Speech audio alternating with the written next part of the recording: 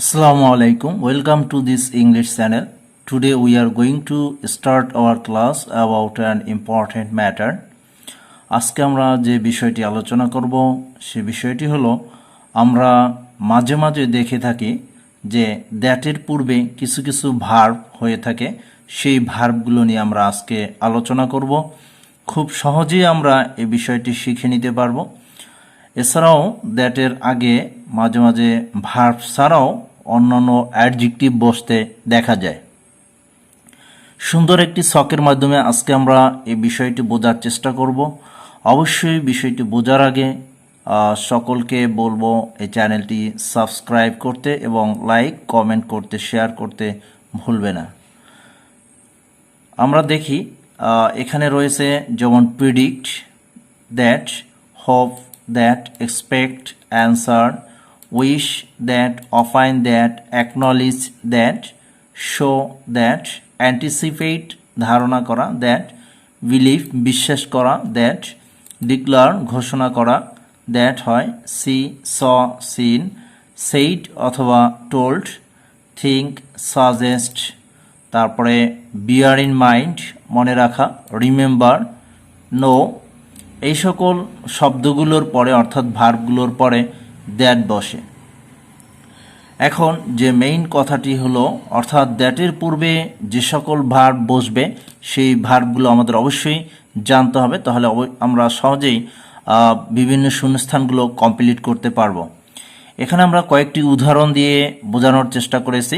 While taking food we should, তারপরে gap থাকবে, এরপরে রয়েছে দ্যাট, তাহলে এখানে গ্যাপটিতে হবে বিয়ার ইন মাইন্ড দ্যাট অথবা remember that. We don't eat just to satisfy our hunger or to fill the বেলি।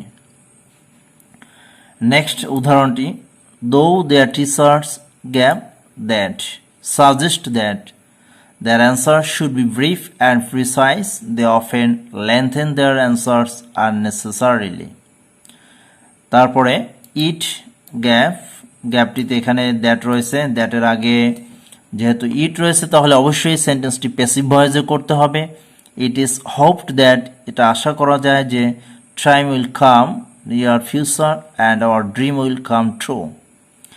এভাবে আমরা কতগুলো ভার্ব অর্থাৎ এই ভার্বগুলো আমাদের জেনে নিতে হবে। প্রিডিক্ট অর্থ হলো ভবিষ্যৎবাণী করা, হোপ আশা করা, এক্সপেক্ট প্রত্যাশা করা, অ্যান্সার উত্তর দেওয়া, অপাইন মতামত দেয়া, অ্যাকনলেজ প্রাপ্তি স্বীকার করা, অ্যান্টিসিপেট ধারণা করা।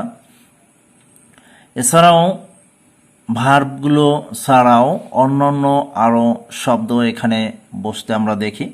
তারপরে এখানে এই নিচের ছকটিতে আমরা আরও বেশি করে ভার্ব ব্যবহার করে দিয়েছি, যেমন এখানে রয়েছে মেনশন, ফিয়ার, ইন্ডিকেট, সাসপেক্টেড, তারপরে find or found, realize, think, thought, deny, denied, তারপরে অ্যাডজেক্টিভ রয়েছে অবভিয়াস, এগুলো রয়েছে পয়েন্টেড আউট, এগুলো কানেক্টরস করতে ব্যবহার করা হয়ে থাকে। এছাড়াও বিভিন্ন শূন্যস্থানের জন্য এই টেকনিকটি অবলম্বন করতে হয়।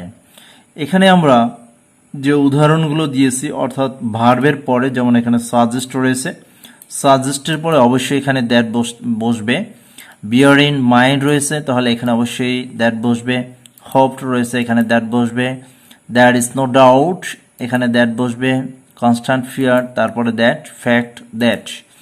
কানেক্টরসের ক্ষেত্রে এটি অবশ্যই গুরুত্বপূর্ণ এবং বিভিন্ন শূন্যস্থানের জন্য খুবই গুরুত্বপূর্ণ।